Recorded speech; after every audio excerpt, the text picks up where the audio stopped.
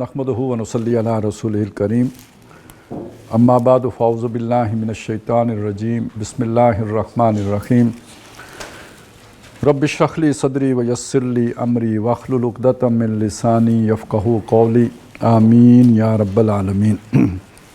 इस्लाम की नशत सानिया करने का असल काम डॉक्टर इसरार अहमद रहमतुल्लाह अलैह की इस किताब का हम मुताला कर रहे हैं। 13 सफ़े हमने पढ़ लिए हैं और उन 13 सफ़ों का जो ख़ुलासा है वो ये है कि पूरी दुनिया पर एक तहज़ीब का गलबा है जो तकरीबन आज से 250-300 साल पहले जिसका इर्तिका हुआ और इंसान अल्लाह, आखिरत और रूह से गाफिल होकर फोकस हो गया मादे पर, कायनात पर और दुनिया की ज़िंदगी पर, जिसके नतीजे में उसके हाथ दुनिया की जो भी एनर्जी है या ताकतें हैं, तवानाइयाँ हैं, उसके हाथ लग गई। उनको लेके फिर उसने जो ताकत हासिल कर ली, और ज़ाहिर है ये ताकत तो बेमहाबा थी लेकिन उसके साथ कोई अखलाकी बुनियाद थी नहीं, लिहाजा सारे मादी किस्म के नज़रियात परवान चढ़े और उसके साथ फिर जब वो पूरी दुनिया पर उसकी यानी इस तरह के इंसानों की हुकूमत कायम हो गई, आलमी तहज़ीब एक मादा प्रस्ताना तहज़ीब की सूरत इख्तियार कर गई, यानी दज्जालियत का रंग उसने इख्तियार कर लिया। और इसके जो 3 परत जो ज़ाहिर हुए ख़ास तौर पे इंसान के जो ज़िंदगी के इज्तिमाई गोशे हैं उनमें, यानी सियासी निज़ाम, माशी निज़ाम, समाजी निज़ाम, तो ये उससे बिल्कुल मुख्तलिफ था जो 7वीं सदी ईस्वी में या ये कि 7वीं सदी ईस्वी से लेके 15वीं-16वीं सदी ईस्वी तक रहा। और इनकलाब फ़्रांस और इनकलाब रूस के बाद यानी एक बिल्कुल नया जो है ना इज्तिमाई निज़ाम सामने आया जिसकी बुनियाद किसी रूहानी अखलाक पर नहीं थी बल्कि खालिस मादा प्रस्ताना फ़लसफ़ों पर थी। जब आलम इस्लाम मगलूब हो गया तो फिर उसके बाद मुदाफ़ियत की कोशिशें शुरू हुई जो 2 तरह की थी। एक गुरेज़ की थी कि इससे टक्कर अब लेने का कोई फ़ायदा नहीं और अपना ईमान बचाने के लिए डिसकनेक्ट हो जाओ। वही जैसे आज भी बहुत से लोग कहते हैं जंगल में चले जाओ, अपनी अलहदा बस्ती बना लो, एक अपना गांव बनाते हैं और उसमें चल के रहते हैं। बचपन से गाना सुनते आए, अब तो खैर वो मत आपने सुना ही नहीं होगा, शायद पाकिस्तानी था, गड़मड़ होता है पर उर्दू इंडिया वाले भी बोलते हैं, पाकिस्तान वाले भी बोलते हैं, मेरा ख्याल है पाकिस्तानी था कि नहीं ये तो पंजाबी है कि चलो चलिए दुनिया दे उस नुकरे दे थे बंदा ना बंदे दी ज़ात होवे। मैं कास्ट कहने लगा था वैसे वो भी ज़ात और कास्ट वज़न में तो कोई फ़र्क नहीं पड़ता, लेकिन बहरहाल उर्दू पंजाबी से अंग्रेज़ी हो जाती तो देते बंदा ना बंदे दी ज़ात होवे। तो एक ये फ़लसफ़ा था कि जहाँ पे इस नई तहज़ीब का बंदा ना होए, पुराने बुढ़े तहज़ीब के लोग हों तो अमन ना रहिए, चैन ना रहिए। और यही वो फ़लसफ़ा है जिसे कहते हैं ना जी कि जो शहर में है वो जो है ना कस्बे में चला जाए, जो कस्बे में है वो गांव में चला जाए, जो गांव में है वो जंगल में चला जाए, जो जंगल में है वो गार में चला जाए। ये असल में उस वही फ़िलासफ़ी है, गुरेज़ की फ़िलासफ़ी। दूसरी जो सोच पैदा हुई वो ये कि नहीं, इसका मुकाबला करना है और मुकाबला करने के लिए ये कि हमने इस्लाम की वो ताबीर करनी है जो आज की ज़हनी सतह के मुताबिक हो। अब ज़हनी सतह में फ़र्क आ गया है इस इल्म की बढ़ोतरी के नतीजे में, तो अब जो ज़हनी सतह बनी है उस सतह के मुताबिक इस्लाम की ताबीर हो सकती है। अच्छा, उस वक्त जो ज़हनी सतह थी वो ज़रा वो न्यूटन वाली फ़िज़िक्स थी, तो उसमें फिर ये जो ख़ास तौर पर मावराउत्तबियात यानी फ़िज़िक्स से बियॉन्ड जो नज़रियात हैं, यानी अल्लाह पर ईमान, ये फ़िज़िक्स के दायरे में तो नहीं आता, फ़रिश्तों पर ईमान, ये फ़िज़िक्स के दायरे में नहीं आता। तो ये जो चीज़ें थी इनकी फिर एक ऐसी ताबीर करने की कोशिश की गई कि जो यानी ख़ुद इस्लाम के मुताबिक नहीं थी।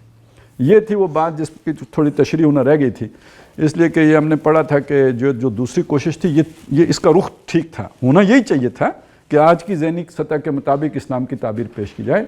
लेकिन हुआ ये कि जब मरूबियत के साथ उसकी ताबीर की कोशिश की गई तो इस्लाम की जान ही निकल गई। ये एक जुमला था, उसकी तशरीह होना रह गई थी, वो मैं चाहता हूँ थोड़ी सी अभी वजाहत कर दूँ कि वो फिर अब देखिए ना क्या हुआ। मसलन अब पानी जो है ना वो सतह हमवार रखता है, ये आज की फ़िज़िक्स का उसूल है। तो कुरान कहता है कि वो पानी फट गया था कत्तौदिल अज़ीम, जैसे दो पहाड़ अलग खड़े होते हैं इस तरह वो अलहदा होकर खड़ा हो गया, बीच से मूसा गुजर गए। अब न्यूटन तो ये बात नहीं मान सकता, और ना ही न्यूटन की पढ़ा हुआ साइंस फिज़िक्स पढ़ा हुआ बंदा ये बात मान सकता है। ये कैसे हो सकता है भाई? नहीं, आप मुझे बताएं ना, आप आपके थाली में या किसी जग में पानी आप करें तो ये अलग अलग होकर खड़ा हो जाए, या उसमें कोई स्टिक मारें तो वो अलग अलग होकर खड़ा हो जाए। ये तो आप भी नहीं मानेंगे, तो वो उस वक्त कोई कैसे मानता है? और किसी के सामने कहें कि ये हो गया, जदीद पढ़े लिखे आदमी के सामने, तो वो आपको यूं करके एक दफ़ा तो देखेगा कि सूटा मार के आए। ठीक है, तो आप शर्म में भी नहीं कहेंगे ये बात।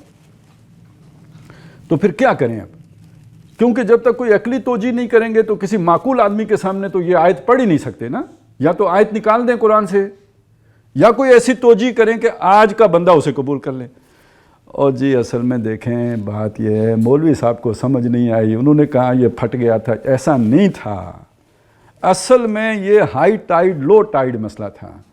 जब मूसा अलैहिस्सलाम गुजरे तो लो टाइड थी, जज़र था, वो गुजर गए, यानी साहिल के पास से गुजर गए और पानी नीचे गया हुआ था।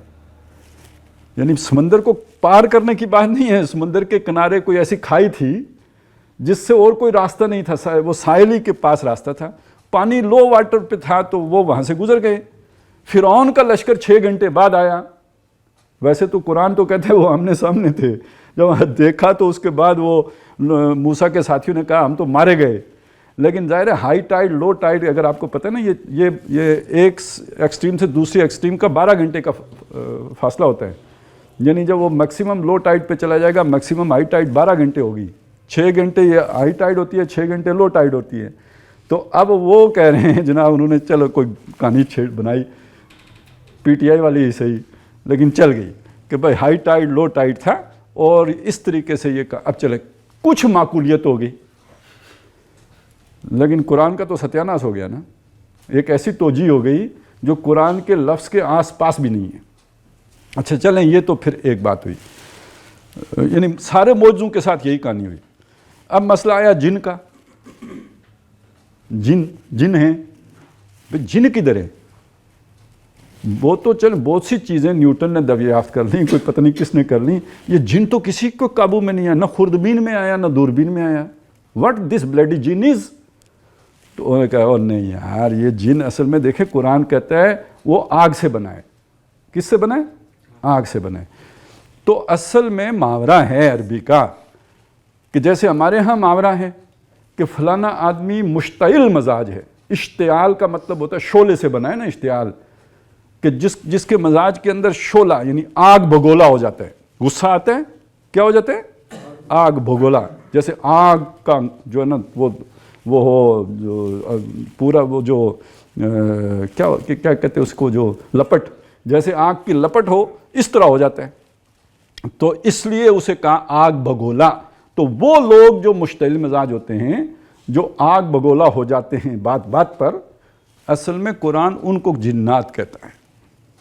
वैसे मतलब देखें ना, अल्लामा होने की निशानी है कि नहीं है? अपने गामदी साहब भी तकरीबन इसके आसपास ही बात कर रहे होते हैं, एरिया यही है उनका भी, लॉजिक इसी जगह पे जाके उनकी भी टकराती है। तो ये एक उन्होंने ये कर दिया जी। जिन किसको कहते हैं जी? ये कोई अलहदा मखलूक नहीं है, इंसानों में से उजड़ गंवार लोग जो बात बात पर जो टेम्परामेंट लूज कर देते हैं और आग बगोला हो जाते हैं, वो क्या होते हैं? जिन होते हैं। ठीक हो गया। तो एक साइंटिस्ट के लिए एक नई तशरीह हो गई, और उसके लिए काबिल कबूल भी हो गई। चलें, उसकी इज्जत रह गई अपने दोस्त अहबाब के दरमियान कि असल में कुरान में जो जिन का जिक्र आया उसका मतलब ये है। मौलवी को क्या पता इस बात का, उसने वैसे ही पता नहीं किसी मखलूक को जिन बना लिए। चलें जी, खैर चलें, जिन्नों के भी इनकार करने से कोई फ़र्क तो नहीं पड़ना था। कौन सा जिन हमारे पास कोई पैगाम लेके आए थे, लेकिन बात जाके फंस गई फरिश्तों पे। चलें, जिन्नों का तो फिर गुजारा करेंगे, वो तो इसकी ये तोजी भी हो सकती थी कि इंसान जब हालत जनीन में होता है तो उसे जिन कहते हैं। ये तो और भी अच्छी तोजी थी ना। वो जब रेमे बहादुर में होता है तो जिन होता है, पैदा हो जाता है तो इंसान होता है। ये तो बहुत ही साइंटिफिक तोजी हो जाती है, ये तो आज भी चल सकती है। तो जब तक नज़र नहीं आता जिन है, जब नज़र आना शुरू हो गया तो इंसान है। क्या ख्याल है? یہ تو پھر بھی قریب والی ہو جاتی، لیکن چلے ہو گئی، وہ بھی ہو گئی، چل گیا۔ مسئلہ آ کے فرشتے پہ پھنس گیا۔ اب فرشتے کو کیسے مانیں؟ فرشتہ ماننا تو بہت مشکل، یہ کیسے سائنس سے فرشتہ ثابت کریں گے؟ اب سید صاحب نے کام یہ کیا، انہوں نے کہا بڑی ویسے تدبر، غور، فکر، اسی کشمکش میں گزری میری زندگی کی راتیں، کبھی سوز و ساز رومی، کبھی پیچ و تاب رازی، تو پھر اس کا نتیجہ نکلا۔ ویسے بعض اوقات یہ نتائج بڑے آسانی سے نکل آتے ہیں، جب انسان پاک نہ ہو تو اس طرح کے خیالات آتے رہتے ہیں۔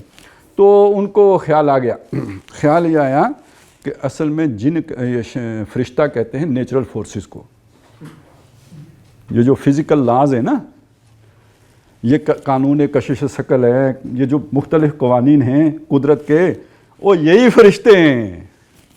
نہیں سمجھے؟ یہ جو قوانین قدرت ہیں یہی فرشتے ہیں۔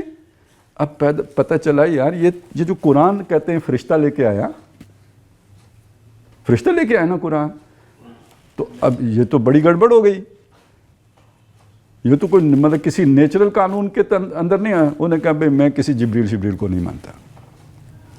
یہ ایک اللہ نے اپنے محبوب کے دل میں ایک خیال ڈالا، اس خیال کو الفاظ کی صورت محمد رسول اللہ نے دی۔ یہاں آ کے تو بہت بڑی گڑبڑ ہو گئی ہے۔ پھر اللہ کا کلام تو نہیں رہا نا، کلام کس؟ اللہ کا تو خیال رہا، اللہ کا تو تصور ہے جو اس نے ڈالا، الفاظ کس کے ہیں؟ بڑی گڑبڑ ہو گئی۔ یہاں سے پھر وہ فتوے لگے ہیں، وہ باقی چیزوں پہ فتوے نہیں لگے ہیں، فتوے اس بات پہ لگے ہیں۔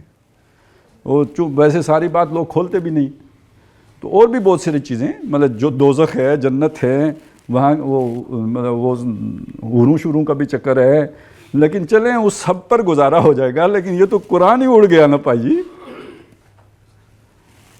تو یہ اس لیے ڈاکٹر صاحب نے کہا کہ پھر وہ تو دین و اسلام کا تو جان ہی نکل گئی۔ کیوں؟ جان تو روح ہے، وہی ہے، تو وہی تو اڑ گئی۔ اچھا جی، تو یہ تھوڑی سی میں نے چاہا کہ آپ کے سامنے وضاحت ہو جائے۔ بس اس کا نتیجہ یعنی پھر سمجھ لیجئے، یہ جو توجیحات کی گئی ہمیں ان سے اختلاف ہے۔ جو اس کے پیچھے سوچ تھی کہ یہ توجیحات کرنی پڑیں گی، وہ غلط نہیں تھی۔ توجیحات ہم آج بھی کہتے ہیں کرنی پڑیں گی، کہ آج کی علمی سطح کے مطابق کرنی پڑیں گی، لیکن وہ قرآن کے مطابق ہونی چاہیے۔ یہ نہیں ہو کہ آج کے ذہن کے مطابق کرنے کے چکر میں قرآن سے دور نکل جائیں۔ یہ شے ہے جسے سمجھنے کی ضرورت ہے۔ تو بہرحال اس سے بات آگے انہوں نے چلائی کہ یہ ہماری سوچ تھی، اور اس میں یعنی آپ مین سٹریم میں دین کی بات نہیں کر سکتے تھے، اور اگر کر سکتے تھے تو دین کو توڑ مروڑ کر سکتے تھے، جیسے یہ توڑا مروڑا ہوا آپ کے سامنے ہے۔ پھر وہ لوگ اٹھے ہیں کہ جنہوں نے نظام حیات کی بات کی ہے، اور اس کے نتیجے میں نوجوانوں کے اندر اعتماد پیدا ہوا ہے، اور ڈنکے کی چوٹ آ کے کھڑے ہو کے دین کی بات کرنا شروع ہوئے ہیں۔ تو ہم نے تو اکثر و بیشتر اس زمانے میں آنکھ کھولی ہے جب یہ اعتماد لوٹ کے واپس آ چکا تھا، یعنی مروبیت کے دور میں اللہ نے ہمیں پیدا ہونے سے بچا لیا، روک لیا، اور ٹھیک وقت پہ پیدا کیا جب اعتماد پیدا ہو چکا تھا۔ اب اعتماد کے بعد پھر ذرا زوال کا دور ہے۔ پرویز مشرف صاحب کے آنے کے بعد پھر جھٹکے شٹکے ہم نے کھائے ہیں، اب پھر سنبھلنے کا دور آ گیا۔ دیکھیں حافظ صاحب کی قیادت میں سنبھلتے ہیں، یا دو قسم کے حافظ ہوتے ہیں، ایک حافظ وہ ہوتے ہیں جو لیڈ کرتے ہیں، ایک حافظ اندھے بہرے ہوتے ہیں۔ پتہ نہیں یہ کون سے والے ہمیں ملے، لیکن کچھ نہ کچھ تو اللہ کرے گا۔ ایک کنارے لگیں گے، شیطان والے کنارے لگیں، کیونکہ ٹائم اب تھوڑا رہ گیا ہے، یا رحمان والے کنارے لگیں، اب بیچ کی گنجائش باقی نہیں بچی ہے۔ اچھا، اب ڈاکٹر صاحب نے اس کے بعد ایک نئی بات چھیڑی، اور وہ یہ ہے کہ یہ جو تحریکیں اٹھی ہیں، تو یہ تحریکیں اٹھی جو مختلف تحریکیں، یعنی جماعت وہ بتایا نا مختلف علاقوں میں، مصر میں اور انڈونیشیا میں اور بر صغیر میں اٹھی، تو یہ انہیں 25-30 سال ہو گئے ہیں، ان میں سے کسی کو کامیابی نہیں ملی۔ تو اس کا بظاہر سبب یہ ہے کہ ان کا یہ تھا کہ جی انہوں نے قبل از وقت مناسب تیاری سے پہلے ہی ترقی پسند عناصر کے ساتھ اور حکومتوں کے اقتدار کے ساتھ ٹکر لے لی، جس کی وجہ سے چونکہ ابھی آنکھیں کچی تھیں تو اس لیے شیر کا شکار نہیں ہو سکا۔ لیکن وہ کہتے ہیں جب آپ اسے ذرا گہری نظر سے دیکھیں گے تو وہ اب یہاں سے ہم نے پڑھنا ہے، گہری نظر سے دیکھنا ہے. تو ڈاکٹر صاحب کہتے ہیں کہ یہ تعبیر کی کوتاہی ہے. تھوڑی سی میں انہیں وضاحت وہاں پہ کر دی تھی. تعبیر کی غلطی کتاب لکھی تھی مولانا وحید الدین خان صاحب نے. انہوں نے کہا تھا یہ تعبیر ہی غلط ہے جو مودودی صاحب نے کی ہے. وہ جو 4 بنیادی اصطلاحات کی انہوں نے وضاحت کی ہے، یہ تعبیر ہی غلط ہے. ڈاکٹر صاحب کہتے ہیں کہ تعبیر کی غلطی نہیں ہے، تعبیر کی کوتاہی ہے. ڈائریکشن صحیح ہے لیکن یہ کہ یہ پچ صحیح نہیں ہوا، اس سے پہلے یعنی اپنے ہدف سے پہلے پچ ہو گئے. اب یہاں سے ہم پڑھتے ہیں صفحہ 14 سے. ذرا دقت نظر یعنی باریک نظر، ذرا فوکس ہو کے دیکھیں سے جائزہ لیا جائے تو معلوم ہوتا ہے کہ ان تحریکوں کا مطالعہ اسلام اسی مغربی نقطہ نظر پر مبنی ہے، یعنی بنا ہوا ہے اسی کی بنیاد پر. یعنی کس؟ وہ جو روح کے مقابلے میں مادہ اور یہ وہ. اچھا ڈاکٹر صاحب کی یہ جو اب اسلام پڑھنے چلیں، اس کو صحیح جگہ پہ رکھنے کے لیے ضروری ہے کہ ڈاکٹر صاحب کی ایک کتاب ہے مولانا مودودی اور میں. اس میں ڈاکٹر صاحب نے مولانا مودودی کے اور اپنے تعلق کے بارے میں مختلف ادوار کا ذکر کیا ہے، جس میں سے ایک دور وہ ہے، وہ کہتے ہیں مجھے شدید عقیدت پیدا ہو گئی تھی اور پھر محبت پیدا ہو گئی، یہ وہ جو ایک کرتے کرتے پھر ایک دور وہ آیا کہ شدید قسم کی بیزاری پیدا ہو گئی اور انتہائی جو ہے نا ان سے ایک بیزاری کا مطلب آپ سمجھ گئے ہوں گے، تو جس میں کسی کی آدمی کی کوئی بات بھی اچھی نہیں لگتی. بیزار جب ہونا تو پھر یہی مطلب ہوتا ہے نا. تو اصل میں یہ تحریر اس دور کی ہے جب بڑی شدید بیزاری تھی. تو اس لیے اس میں آپ کو کچھ رنگ چوکھا نظر آئے گا، بلکہ کچھ چوکھے سے بھی اوکھا نظر آئے گا.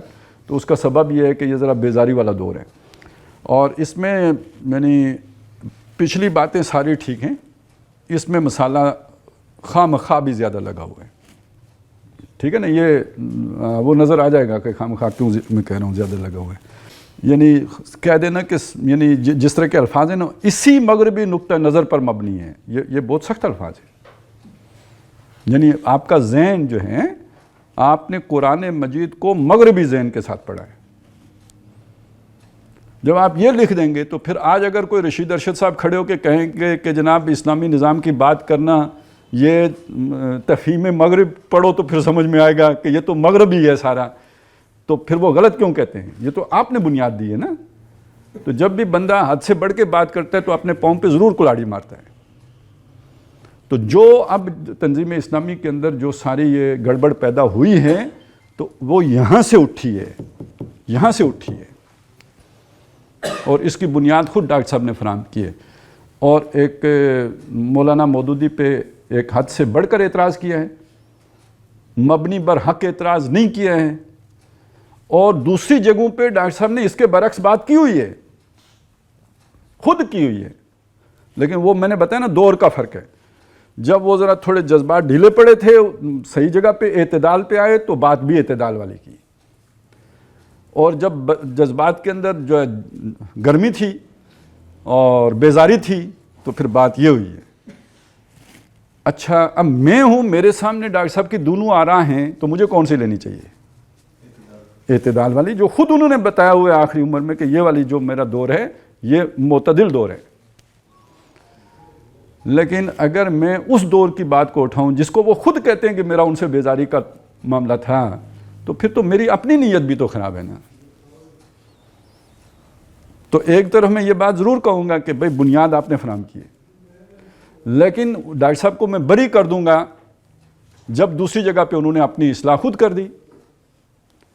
اور الزام سارا پھر میں اب ان کی جو بھی آل اولاد کہیں یا ان کے جو بھی یہ قریبی رشید ارشد صاحب بھتیجے ہیں یا بھانجے ہیں یا پوتے ہیں یا کوئی یا نواسے ہیں جو بھی ہیں، تو جو اس سے بنیاد اٹھاتے ہیں یہ جانتے ہوئے بھی کہ ڈاکٹر صاحب کا اصل موقف یہ نہیں تھا، یہ ایک جذباتی دور کی بات ہے. اور اگر کوئی جوش خطابت میں کہا ہے تو وہ یہ کہا ہے نہ کہ وہ کہا ہے جس کو آپ کہہ رہے ہیں. اچھا جی، تو پہلے سنیے جی. مطالعہ اسلام اسی مغربی نقطہ نظر پر مبنی ہے جس میں روح پر مادے اور حیات اخروی پر حیات دنیوی کو فوقیت حاصل ہے. یعنی سیدھا سیدھا طالب دنیا کہا ہے ان کو. تو اب یہاں سے پکڑ کے تو رشید ارشد صاحب ہمیں بھی طالب دنیا کہتے. جب آپ اقامت دین کا نام لیتے ہو کہتے طالب دنیا، یہی عاقب صاحب کہتے تھے. تو کوئی نہیں، یعنی وہ پھر کہتے ہیں کہ بھائی ہم وہی بات کر رہے ہیں جو ڈاکٹر صاحب نے کی ہے، لیکن یہ تو پھر ایک اچھا چلیں آگے چلیں۔ چنانچہ اسلام کے ان ماوراء الطبیعاتی اعتقادات کا اقرار تو ان کے یہاں موجود ہے، اقرار تو یہاں موجود۔ اب یہ دیکھیے فرق کیا کیا ہے، مغربی ذہن بتایا تھا، کیا بتایا تھا شروع میں یاد ہے آپ کو؟ نہ اقرار ہے نہ انکار ہے، ٹھیک ہے؟ ان کو اتنی رعایت دی ہے کہ انہوں نے اقرار تو کیا ہے، چلیں شکر ہے، پورا مغربی نہیں ہوا، مغربی سے فرق، وہ نہ اقرار ہے نہ انکار ہے، یہاں کیا ہے؟ اقرار ہے۔ جن کے مجموعے کا نام ایمان ہے، لیکن انہیں کچھ زیادہ درخور اعتنا اور لائق التفات نہیں سمجھا گیا، یعنی جس چیز کی طرف آپ متوجہ ہوں یا جس کی طرف آپ چہرہ کریں، جس کی طرف آپ نگاہ کریں، کوئی اتنا زیادہ اس کی طرف نگاہ کرنے کی ضرورت محسوس نہیں کی گئی، لیکن انہیں کچھ زیادہ درخور اعتنا اور لائق التفات نہیں سمجھا گیا، اور نگاہیں کلیتاً اس ہدایت اور رہنمائی پر مرکوز ہیں جو حیات دنیاوی کے مختلف شعبوں کے لیے اسلام نے دی، اور جن کے مجموعے کا نام اسلامی نظام زندگی رکھا گیا ہے، اور اللہ تعالیٰ کی ہستی کا اقرار تو موجود ہے۔ اب یہ ذرا یہاں پہ ایک منٹ رک گئے، جسے نظام زندگی رکھا گیا ہے، میں ذرا تھوڑا سا آپ کی توجہ ایک چیز کی طرف مبذول کروانا چاہتا ہوں۔ اسلامی فقہا کی ساری زندگی جس میں لگ گئی، کئی فقہا کی ساری زندگی لگ گئی، اس پورے قانون کا جو بھی بنایا انہوں نے، بڑی بڑی موٹی موٹی اصول بنائے، وضع کیے، کتابیں لکھی، اور پھر ایک آدمی 14 سال لگا کے وہ سارے علوم حاصل کرتا ہے جو اسے ایک فقیہ بناتے ہیں، ٹھیک ہے، مجتہد بناتے ہیں۔ یہ سارے کا سارا دنیا کا علم ہوتا ہے، مطلب اس کا یہ فوکس کس چیز پہ ہوتا ہے؟ یعنی قرآن کے اس حصے پہ جو دنیا کے بارے میں رہنمائی دے رہے ہوتے ہیں، وہ شادی کیسے کرنی ہے، قبر کا مسئلہ ہے یا دنیا کا مسئلہ ہے؟ طلاق کیسے دینی ہے، طلاق ہوئی ہے کہ طلاق نہیں ہوئی ہے، دو آدمی لڑ پڑے ہیں، چور کون ہیں، ہاتھ کاٹنے ہیں کہ نہیں کاٹنے ہیں، کیا کس چوری پہ کاٹنے ہیں، کس چوری پہ نہیں کاٹنے ہیں، یہ سب کیا ہے یار؟ اٹھا لیں فقہ کی کتاب، اور بہرحال یہ تو میں نے آپ کو بڑے شریف مسئلے بتائے ہیں، بہت شریف مسئلے بتائے ہیں، ایسے مسئلے بھی ہیں کہ آپ پڑھ کے تو دوبارہ، یعنی وہ جیسے پرائی عورت دیکھ کے آنکھیں بند ہو جاتی ہیں تو وہ سطر پڑھ کے آنکھیں بند ہو جاتی ہیں۔ آپ اگر یہ پڑھ لیں کہ جی جو امام ہوتا ہے نا اس کی شرائط کیا ہیں، امام کی شرائط، تو ایک شرط پڑھ لیں گے، دوسری شرط پڑھ لیں گے، میرے خیال ہے 10ویں 11ویں شرط پڑھنے کے بعد آپ امام بننے ہی سے توبہ کر لیں گے، ٹھیک ہے نا، کیونکہ وہ امام صاحب کی شرائط گھر تک پہنچ جاتی ہیں، اس کی دیکھیں بیوی خوبصورت ہے کہ نہیں ہے، چلو جی اتنے پہنچ گئی گل، اور پھر اتھوں ہی آگے چلے جانی تو پھر بس۔ تو میں لوگوں نے غور کیا، اچھا کب آپ کا وضو ٹوٹ جاتا ہے؟ اتھے رکھنا، وضو ٹوٹنے کے وہ کیا ہے جی، مفاسد وضو، تو میں دو آدمیوں کے مل کے پڑھنے کی چیز نہیں ہے، کلے ہی پڑھنے کی چیز ہے، ٹھیک ہے نا۔ مطلب اس میں ایسے فرضی مسئلے بھی نکالے ہوئے ہیں کہ جو بعض اوقات بندہ سوچتا ہے یار یہ بات ممکن بھی ہے، یہ ہو بھی سکتا ہے۔ وہ کیا ہے یار، آپنوں آپ تے نہ معرف ہو جیا، ٹھیک ہے نا، تو مطلب عجیب و غریب کہانیاں، اور وہ آپ کو اس میں سننا، اب بندہ کوئی بیٹھ کے غور تو کرتا رہا ہوگا نا کہ وضو کیسے ٹوٹ سکتا ہے، یوں بھی ٹوٹ سکتا ہے، یوں بھی ٹوٹ سکتا ہے، یوں بھی ٹوٹ سکتا ہے، اور اس توڑنے میں پھر اس نے وہ جناب کیا بات، شیطان کو بھی کوئی وہ خیال نہ آئے جن سے وضو ٹوٹ سکتا ہے، اور جو وہ لکھی ہوئی ہیں، تو یہ ساری دنیا کی باتیں ہیں یا وہ آخرت کی باتیں ہیں؟ بھائی یہ میں آپ کو جب بندہ یکرخ ہو کے سوچتا ہے نا پھر یہ ہوتا ہے۔ اب نظام حیات اسلامی ہے نا، تو اسلامی پہ غور ہو رہا ہے، یہ نظام حیات کوئی مارکس نے تو نہیں دیا تھا نا، اللہ ہی کا ہے، اللہ کی کتاب سے نکالا ہے نا۔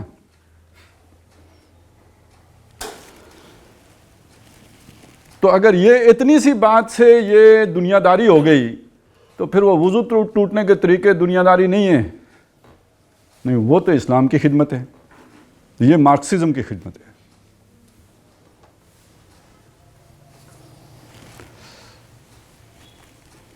اور نگاہیں کلیتاً اس ہدایت اور رہنمائی پر مرکوز ہیں جو حیات دنیاوی کے مختلف شعبوں کے لیے اسلام نے دی ہیں اور جن کے مجموعے کا نام اسلامی نظام زندگی رکھا گیا ہے۔ اللہ تعالیٰ کی ہستی کا اقرار تو موجود ہے، اب یہ ذرا یہ سنیے، یعنی اللہ کا اقرار تو موجود ہے، لیکن ایمان باللہ کی وہ کیفیت، اب ذرا سنیے گا کیفیت کون سی چاہیے، کہ آفاق و انفس میں تنہا وہی فاعل مطلق۔ یہ فاعل مطلق کیا ہوتا ہے؟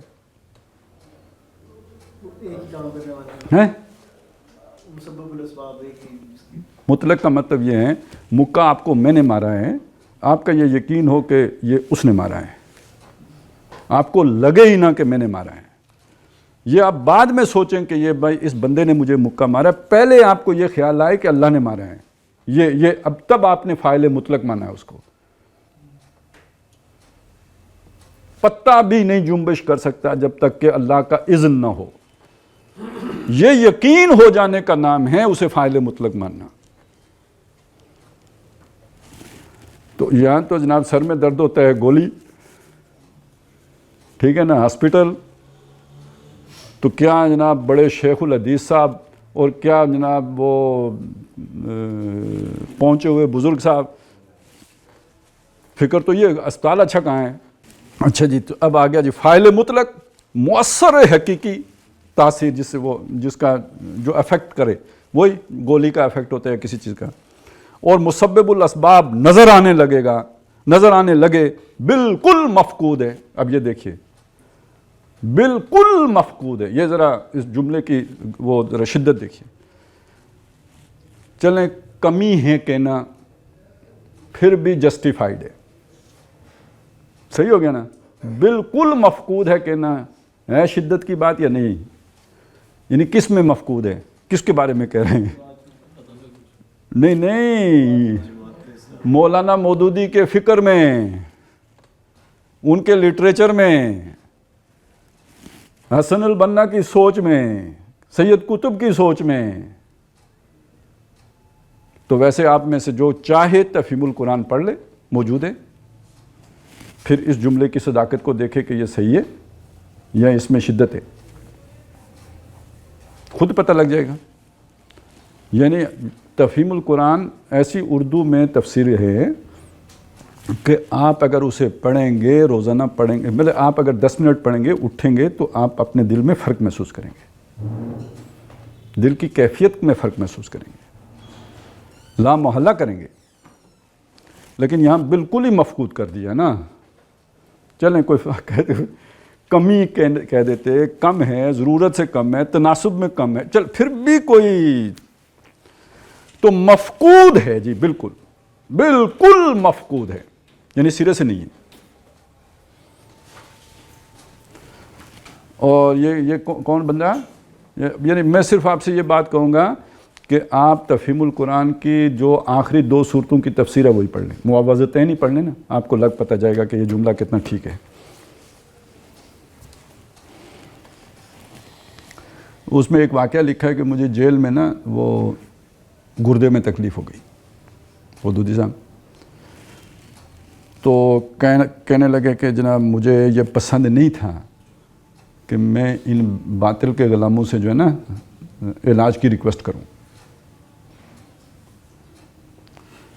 تو میں نے یہ معوذتین پڑھ کے سورہ فاتحہ پڑھ کے دم کیا، اور پھر پتہ نہیں 5 سال تکلیف نہیں ہوئی،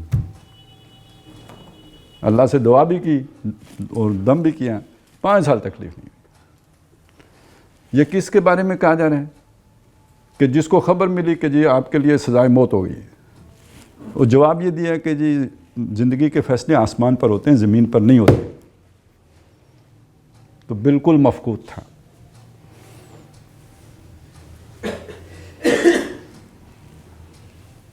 آخرت کا اقرار تو کیا جاتا ہے، لیکن اس پر ایسا ایمان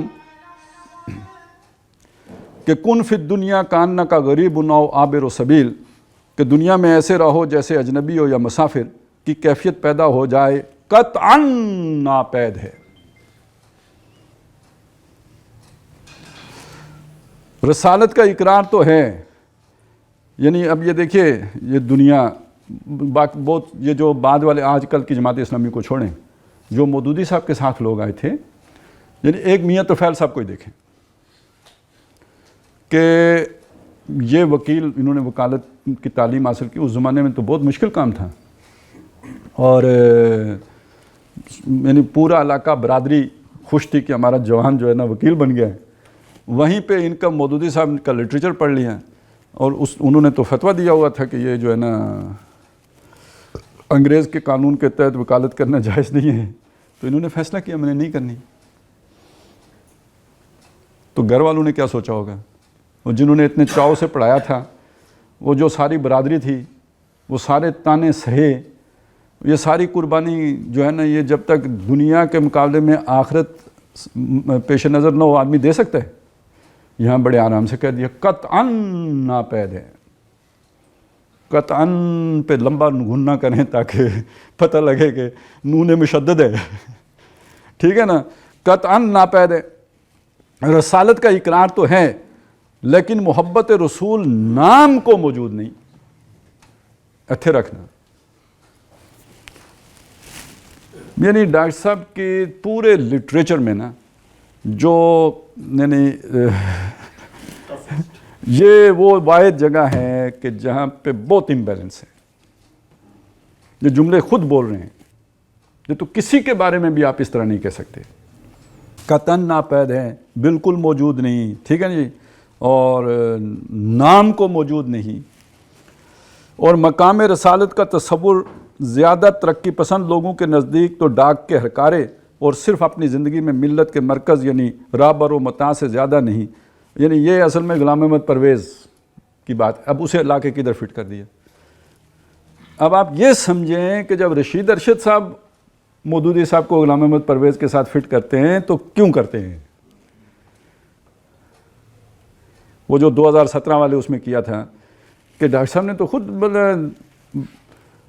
بطرز خفی، انہوں نے بطرز جلی کر دیا، انہوں نے بطرز خفی تو کیا ہوا ہے نا۔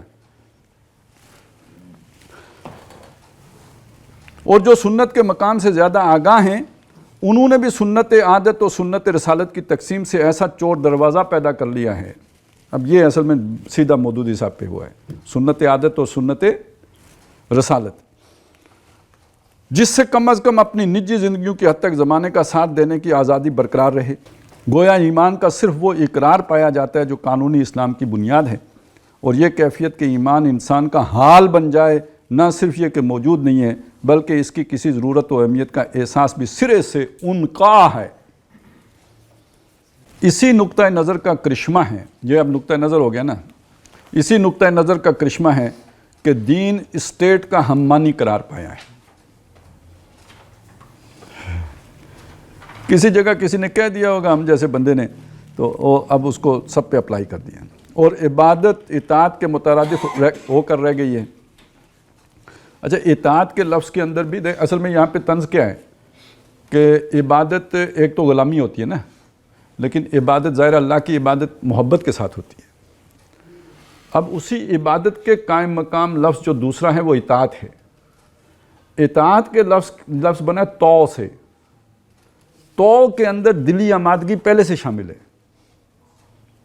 خود اس لفظ کے اندر شامل ہے، اس میں اضافی طور پر شامل کرنے کی ضرورت نہیں ہے، کیونکہ عبادت کے اندر اضافی طور پہ شامل کرنے کی ضرورت یہ ہے کیونکہ عبادت تو مجبوراً بھی ہوتی ہے۔ اب فرعون کی عبادت مجبوراً ہوگی،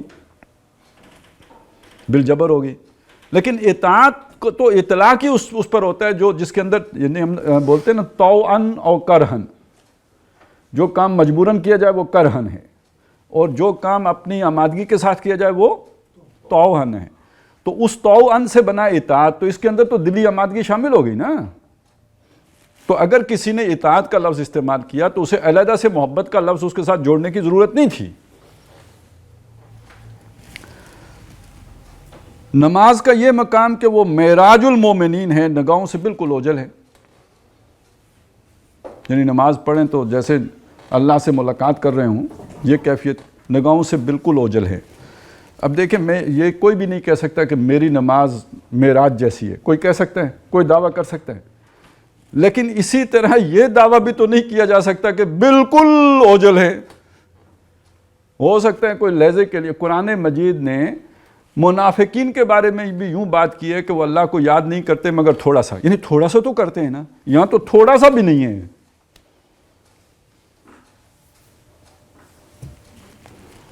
اور نفس انسانی کا اس سے ایسا انس، یعنی نماز سے ایسا انس، نفس انسانی کا اس سے ایسا انس کہ عینی فی الصلاۃ، یعنی میری آنکھوں کی ٹھنڈک نماز ہے، یعنی یہ کیفیت پیدا ہو جائے کہ کیفیت پیدا ہو سکے، ناپید ہے۔ اس کے برعکس زیادہ ترقی پسند لوگوں کے نزدیک تو صلاۃ معاشرے کے ہمانی قرار پائی ہیں۔ یہ پھر وہی پرویزی اور اس کی جو شدت پسندانہ صورتیں ہیں۔ اور دوسروں کے نزدیک بھی اس کی اصل اہمیت اس حیثیت سے ہے کہ وہ مسلمان معاشرے کی اصلاح اور تنظیم کا ایک جامع پروگرام ہے۔ زکوٰۃ کا یہ پہلو کہ یہ روح کی بالادگی اور تزکیے کا ذریعہ ہیں، اس قدر معروف نہیں جتنی اس کی یہ حیثیت کہ یہ اسلامی نظام معیشت کا اہم ستون ہے۔ روزے کے بارے میں یہ تو خوب بیان کیا جاتا ہے کہ یہ ضبط نفس یعنی سیلف کنٹرول کی مشق و ریاضت ہے، لیکن اس کی اس حقیقت کا یا تو سرے سے ادراک ہی نہیں ہے یا اس کے بیان میں حجاب محسوس ہوتا ہے کہ یہ روح کی تقویت کا سامان اور جسد حیوانی کی اس پر گرفت کو کمزور کرنے کا ذریعہ ہے۔ یہ ویسے خود پڑھ لیجئے گا جو خطبات میں مولانا نے روزے کے بعد، اس سے خود اندازہ کر لیں گے آپ کے یہ کتنی بات صحیح ہے۔ چنانچہ یہ حدیث تو تحریر و تقریر میں عام بیان ہوتی ہے کہ الصوم جنۃ، یعنی روزہ جو ہے وہ ڈھال ہے، اور اس کی تشریح پر خوب زور دیا جاتا ہے، لیکن یہ حدیث قدسی کہ الصوم لی وانا اجزی بہ، اول تو کم ہی بیان، یعنی روزہ میرے لیے اور میں اس کا بدلہ ہوں یا میں اس کا بدلہ دوں گا، اول تو کم ہی بیان ہوتی ہے، اور اگر ہوتی بھی ہے تو بس سرسری طور پر۔ اسی طرح حج کے بارے میں یہ تو معلوم ہے کہ اس کے ذریعے خدا پرستی کے محور پر ایک عالمگیر برادری کی تنظیم ہوتی ہے، لیکن اس سے آگے اس کی روحانی برکات کا کوئی تذکرہ نہیں ہوتا۔ اسلام کی یہ نئی تعبیر براہ راست نتیجہ ہے مغرب کے فلسفہ و فکر کے ہماگیر تسلط کا، جس نے نقطۂ نظر کو ملحدانہ اور مادہ پرستانہ بنا کر رکھ دیا ہے۔ نقطۂ نظر تو ملحدانہ ہو گیا ہے، ٹھیک ہے نا جی، تو باقی اللہ خیر کرے۔ نتیجتاً روح اور اس کی حیات باطنی خارج از بحث ہو گئی، اور مادہ اور حیات دنیاوی ہی سارے غور و فکر کا موضوع اور سوچ و بچار کا مرکز بنے۔ چنانچہ دین و مذہب کی بھی مادی تعبیر ہوئی، اور کہنے میں تو اگرچہ یہ آیا کہ اسلام فلاح انسانی کا جامع پروگرام ہے جس میں فلاح اخروی اور فلاح دنیوی دونوں شامل ہیں، لیکن نگاہیں چونکہ فی الواقع صرف حیات دنیاوی پر مرکوز ہیں، لہٰذا آخری تجزیے میں اسلام ایک سیاسی و عمرانی نظام بن کر رہ گیا، اور الہیات کی حیثیت ایک پردے سے زیادہ نہ رہی۔ الہیات یعنی وہی جو ما بعد طبیعتی جو حقائق تھے، یعنی ایمانی حقائق، وہ بس ایک پردے کی حیثیت سے رہ گئے۔ چنانچہ زندگی کا اصل مقصد یہ قرار پایا کہ اس نظام زندگی کو عملاً رائج و نافذ کیا جائے، رہی خدا کی معرفت و محبت اور اس کے سامنے تضرع و اخبات یعنی جھکنا، اور عبادت کا اصل جوہر جو عبادت کا اصل جوہر ہیں، تو ان کی حیثیت بالکل ثانوی و اضافی ہو کر رہے گی۔ اب ٹھیک ہے جی، اتنا ہم نے مانا کہ یہ کمی تھی، ڈاکٹر صاحب نے یقیناً آ کے اس کمی کا ازالہ کرنے کی کوشش کی۔ جو بات میں کہہ رہا ہوں وہ یہ کہ ڈاکٹر صاحب نے جو بات کہی ہے مطلقاً نہیں ہے، بالکل ناپید ہے، قطعاً مفقود ہے، یہ بہت شدت کی بات، ایسا نہیں تھا، کم تھا۔ خود کہتے ہیں شارٹ کمنگ ہے، کوتاہی ہے، تو کوتاہی تو یعنی اس کا یہ مطلب تو نہیں کہ وہ شے بالکل ہی نہیں ہے نا، کوئی شے تو ہے، تو کچھ تو ہے اس میں، اور اگرچہ کہ معیار مطلوب کے مطابق نہیں ہے۔ یہاں تک اگر بات رہتی تو ٹھیک ہے، اور ہمیں سمجھنی بھی اتنی چاہیے کہ جتنی ہونا چاہیے تھا نہیں تھا، اس سے کم تر تھا، جس کی وجہ سے یہ نقصان ہوا۔ اور یہ نہیں کہ ہر ایک میں نہیں تھا، مطلب یہ ہے کہ جتنے لوگوں میں ہونا چاہیے تھا اتنوں میں نہیں تھا، تھوڑوں میں تھا۔ بھائی اتنا کر لیں تو یہ ساری بات ٹھیک ہو جائے گی، لیکن جس طرح ڈاکٹر صاحب نے لکھا ہے اس طرح مانیں گے تو ساری غلط ہو جائے گی۔ اب میں آپ کو ایک مثال سے سمجھاتا ہوں، یہ منطق کے جو طریقے ہوتے ہیں نا، معیارات، اس کے مطابق بات کرتا ہوں۔ جب آپ فرض کریں آپ ایک آج کل کنو ہیں بازار میں، ایک ٹوکرا لے آئیں، تو جو بندہ لے کے آیا وہ آ کے کہتا ہے کہ سارے کنو ٹھیک ہے۔ اب اگر وہ 100 کنو ہیں اور اس میں سے 7-8 کنو خراب نکلے، تو آپ کے خیال میں اس نے جو دعویٰ کیا تھا کہ سارے کنو ٹھیک ہیں، یہ دعویٰ غلط ہو گیا۔ یہی بات ہے نا. منطق کی روح سے دعویٰ غلط نہیں ہوا، کیونکہ منطق کا اصول ہے حکم الاکثر حکم الکل. ٹھیک ہے نا.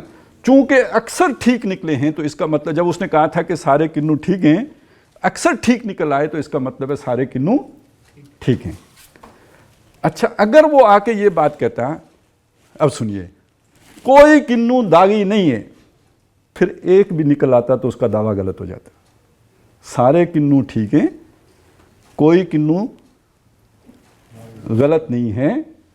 اب یہ کلام کوئی کنو داغی نہیں ہے اس کا مطلب اور ہے، اور سارے کنو ٹھیک ہیں اس کا مطلب اور ہے. عام آدمی کے نزدیک دونوں جملے ایک ہی معنی دے رہے ہیں، سمجھے میری بات. لیکن لاجک کی روح سے دونوں جملوں کے مفہوم میں فرق آئے گا، اور وہ فرق یہ ہے کہ جو پہلا جملہ ہے مثبت جملہ ہے، اس میں اگر اکثر ٹھیک نکلیں گے تو آپ اس جملے کو جٹلا نہیں سکتے، جملہ ٹھیک ہو گیا. دوسرا جملہ سلبی جملہ ہے، اس میں ایک بھی کنو غلط نکل آیا جملہ غلط ہو گیا. ٹھیک ہے نا. تو اس لیے ہمیشہ جب بات کرنی چاہیے تو مثبت اسلوب میں. مثبت اسلوب کا مطلب یہ ہوتا ہے، اس کا فائدہ یہ ہوتا ہے کہ اگر اس میں تھوڑی بہت اونچ نیچ ہو بھی جائے تو آپ کا دعویٰ غلط ثابت نہیں ہوتا. یہاں ڈاکٹر صاحب نے سلبی انداز اختیار کیا ہے، جو کلی نفی پر منتج ہوتا ہے. یہ ذرا وہی وہ دور وہ تھا نا جس میں ڈاکٹر صاحب کو بیزاری تھی، تو اس میں ذرا غیظ و غضب بڑھ کر. لیکن اس نے اس پوری کتاب کے حسن کو ماند کر اس کی جو چکا چوند تھی نا اس کو گہنا دیا ہے صرف اس ایک حصے نے. اور شاید ڈاکٹر صاحب کی بات کو ان حلقوں میں نہیں سنا گیا، تو جب بندہ آ کے یہاں سے پڑھے گا تو وہ بھی تو بیزار ہو جائے گا نا. بنیادی وجہ کیا الیکشن میں شمولیت تھی یا اور کچھ وجوہات بھی تھے؟ اصل میں جب میاں بیوی میں طلاق ہوتی ہے نا تو بہت ساری وجوہات لوگوں کو معلوم نہیں ہوتی. معلوم وجہ یہی ہوتی ہے نان نفقہ نہیں دے رہا تھا، اس کا سلوک ٹھیک نہیں تھا، تو وہ ساری وجوہات لوگوں کو معلوم نہیں ہوتی. تو اور پھر جب وہ ایک دوسرے کے ساتھ وہ ایک کیفیت بنتی ہے سوال و جواب کی اور گرما گرمی کی، طبیعتوں کے اندر وقتی طور پہ جوش جذبہ آ ہی جاتا ہے نا. لیکن یہ بڑی بات ہے کہ ڈاکٹر صاحب نے خود اس کا بعد میں اعتراف کیا ہے، نہیں تو آج یہ بات کہنا مشکل ہو جاتا ہے جو میں کہہ رہا ہوں. لیکن یہ تو خود انہوں نے خود مانا ہوا ہے، لکھا ہوا ہے، لکھ کے چھوڑ کے گئے. تو اس لیے یہ اب ایک معتبر بات ہو گئی ہے. اسلام اور پاکستان بھی ڈاکٹر صاحب کی جو ہے نا بڑی معرکۃ الآراء کتاب ہے، اس کے آخر میں بھی جا کے ڈاکٹر صاحب نے یہی کام کیا ہوا ہے، اور وہ بھی اسی دور کی ہے، وہ بھی 1967 کی ہے. اچھا اب ذرا دیکھیں، آپ کبھی کوئی ایسی جماعت نہیں بنا سکتے کہ جس کے ہر فرد میں یہ ساری صفات ایک دم پیدا ہو جائیں. منافقین کی ایک بڑی تعداد جو ہے مدینہ میں بھی موجود تھی، قرآن کہتا ہے تھی. کوئی جماعت جو ہے نا آپ اس پر 100% اس طرح کے لوگوں کی نہیں بنا سکتے جیسے یہاں پہ دعویٰ کیا جا رہا ہے. ڈاکٹر صاحب نے خود بنایا. ٹھیک ہے جماعت والوں کی نسبت داڑیاں لمبی ہوں گی، لیکن باقی کام تو ماشاءاللہ، بلکہ بعض کاموں میں تو شاید ان سے آگے بڑھ گئے ہوں گے ڈاکٹر صاحب کے اپنے خون والے. ہم تو پھر شاید کچھ شرم کر جائیں، لیکن انہوں نے تو ڈٹائی کی ساری وہ حدیں پامال کر کے تو کیا. ابھی آپ دیکھیں کہ ڈاکٹر صاحب یہ بھی کہہ کے گئے تھے کہ بھائی میری کتاب کے اوپر کوئی وہ نہیں ہوگا، رائلٹی نہیں ہوگی. جو بندہ چاہے چھاپے، وہ نفع کمائے، بے شک کمائے، ہم کوئی قدغن نہیں لگائیں گے. مفت چھاپے، ہاں یہ ہے کہ تبدیلی نہ کرے. تو تبدیلی بھی خود کی، انہی کی آل اولاد نے کی، اور اب دوسروں کے چھاپنے پہ پابندی لگا رہے ہیں. اچھا وہ ڈاکٹر صاحب تو ٹرسٹ بنا گئے تھے، انجمن خدام القرآن، ٹھیک ہے، وہ تو اگر کوئی اس میں نفع جائے گا تو کس کو جائے گا؟ انجمن کو جائے گا. انہوں نے اب ایک نیا، وہ آج کل وہ عمران خان نے کمپنیاں نکالنے کا کام ہو گیا نا شروع، بلکہ اس سے پہلے وہ آف شور کمپنیاں تھیں. انہوں نے بھی یہی کام شروع کر دیا. یہ آپ آج کل دیکھ رہے ہیں نا کیا یہ جی وہ ہے کیا بک فیئرز والے وہ شائع کر رہے ہیں اور ساتھ لکھ رہے ہیں کوئی ہمارے حقوق محفوظ ہیں, کوئی دوسرا نہیں شائع کر سکتا, ان سے کروا رہے ہیں. خود وہ دعویٰ نہیں کر رہے ہیں کیونکہ ہم نے کیس کیا ہوا ہے. نہیں سمجھے, انہوں نے یہ دعویٰ کیا تھا کوئی شائع نہیں کر سکتا, ہم نے کیس کر دیا. اب وہ خیر ہماری عدالتیں ہیں, ہمارے پاس کدھر سے ٹرک آئے جو بھیجیں اور وہ کام شروع کریں. تو ہمارے پاس تو جیپ بھی نہیں تھی, کریٹ بھی نہیں تھا, تو وہ نہیں شروع ہوا. لیکن یہ کہ کم از کم انہوں نے یہ کام کر لیا کہ وہ اپنا لچ دوسرے طریقے سے فرائی کرنا شروع کر دیا کہ وہ بک فیئرز والوں کو کہا وہ چھاپ رہے ہیں. اچھا وہ چھاپ رہے ہیں اور ساتھ لکھ رہے ہیں کہ کیا کرنا ہے, کوئی اور نہیں شائع کر سکتا. اب ہم سوچ رہے ہیں یار ہو سکتا ہے کوئی دور بدل جائے, کرنسی بدل جائے, یا کم از کم کوئی سٹینڈرڈ بدل جائے, تو پھر ہم کہیں اور جگہ پہ ریٹ کریں یا کوئی اپیل کریں, کوئی چیخیں. تو یہ تو وہ بک فیئر پہ بھی یہ کام نہیں کر سکتے.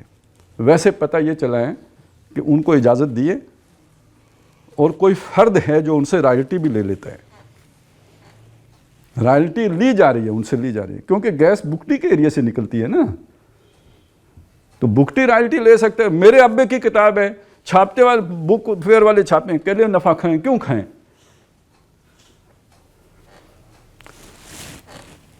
تو پھر وہ تو ساری دنیا, اس کو دنیا داری کہتے ہیں. ٹھیک ہے, اور نمازوں میں پتہ نہیں پھر وہ کیفیت حاصل ہوتی ہے کہ نہیں ہوتی, کیا معراج المومن والی کیفیت, وہ تو کسی کی داخلی کیفیت ہے, کون جانے کسی کو حاصل ہوتی ہے کہ نہیں ہوتی. اب میں تو نہیں کہہ سکتا کہ فلانے کو نہیں ہوتی,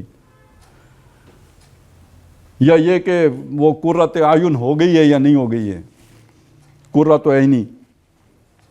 اس اعتبار سے غور کیا جائے تو معلوم ہوتا ہے کہ یہ تحریکیں فی الواقع مذہبی سے زیادہ سیاسی و عمرانی اور دینی سے زیادہ دنیاوی ہیں, اور آخری تجزیے میں دوسری سیاسی و معاشی تحریکوں سے صرف اس اعتبار سے مختلف ہیں کہ ان کے نزدیک سرمایہ دارانہ جمہوریت یا اشتراکیت بہتر نظام حیات ہیں, اور ان کے نزدیک اسلام انسانی زندگی کے جملہ مسائل کو بہتر طور پر حل کرتا ہے. گویا در حقیقت مذہب کی اصل اقدار کے احیاء کا کام تو ابھی شروع بھی نہیں ہوا. بعض لوگوں کے حوالے سے یہ بات 100% درست ہے, لیکن پوری تحریک اور پھر بھی تحریک وہ جو 67 میں اس کے حوالے سے یہ بات بالکل صحیح نہیں ہے, کیونکہ بہت سے لوگ ایسے ہیں کہ جو خالص اللہ کی رضا کی خاطر یہ کام کر رہے تھے اور اسے دین کا تقاضا سمجھ کے کر رہے تھے. یہ کوئی ایسی بات نہیں تھی کہ جی جیسے کوئی کمیونزم کے لیے جدوجہد کر رہا ہو یا جیسے کوئی جمہوریت کے لیے کر رہا ہو. جان کوئی نہیں دیتا, اسلام کے لیے لوگوں نے جانیں دی ہیں, بچے دیے ہیں. اور ہماری پاکستان کی تاریخ میں چلیں, وہ جو پاکستان بنا تو تحریک میں جو لوگ شہید ہوئے وہ ہوئے, اس کے بعد کسی جماعت نے بحیثیت مجموعی جماعت اسلامی سے زیادہ قربانی نہیں دی ہے. نہ مصطفیٰ نہ رضا شاہ میں نمود اس کی کہ روح شرق بدن کی تلاش میں ابھی. یہی سبب ہے کہ یہ تحریکیں بے لنگر کے جہازوں کے مانند ادھر ادھر بھٹک رہی ہیں, اور ان کا حال اکثر و بیشتر اس مسافر کا سا ہے جسے نہ تو منزل ہی کا پتہ رہا اور نہ ہی یہ یاد رہا کہ سفر شروع کہاں سے کیا تھا. ہم تو فانی جیتے جی وہ میت ہیں بے گور و کفن, غربت جس کو راس نہ آئی اور وطن بھی چھوٹ گیا. دیکھیں جو ہم نے اس سے پہلے پڑھا وہ سارا ٹھیک, جو اب ہم اس سے آگے پڑھیں گے وہ بھی سارا ٹھیک. یہ جو ہم نے آج پڑھا اس میں ہے پلے, یہاں پہ تھوڑا سا پلے ہے اور اس کو ٹھیک کرنے کی ضرورت ہے, بس اتنی ساری بات ہے. کمی ضرور ہے, میں یہ نہیں کہتا کہ کمی نہیں تھی. اچھا ڈاکٹر صاحب کے دوسری جگہ پہ بہت سی جگہوں پہ یہ تجزیہ موجود ہے کہ یہ ان کے طریقہ کار کی غلطی کی وجہ سے یہ تحریکیں کامیاب نہیں ہوئی, منہج میں خرابی تھی, انتخاب میں چلے گئے اس لیے ہوا. بہت سی تحریروں میں ڈاکٹر صاحب نے یہ بات بیان کی, بہت سی تقریروں میں یہ بیان کی ہے, لیکن یہاں اصل میں وہ ایک چیز کو لے کے چل رہے تھے, بہت اچھا تھیسس لے کے چل رہے تھے. غصے کے دن تھے, غصے کے دنوں میں ان کو بھی بیچ میں لپیٹا مارا ہے. یہ والا حصہ ذرا تھوڑا وہ جیسے کہیں موٹر وے پہ بھی پیچ آ جاتا ہے نا, جس میں ذرا تھوڑا سا رفتار آہستہ کرنی پڑتی ہے, تو یہاں ہاں جی یہاں ذرا محتاط ڈرائیونگ کی ضرورت ہے. آگے پھر آپ 120 پہ جا سکتے ہیں, وہ بالکل سموتھ ہو جاتے ہیں. تو یہ پھر انشاءاللہ تعالی ہم اگلے جمعے کو اللہ نے توفیق دی تو پڑھیں گے.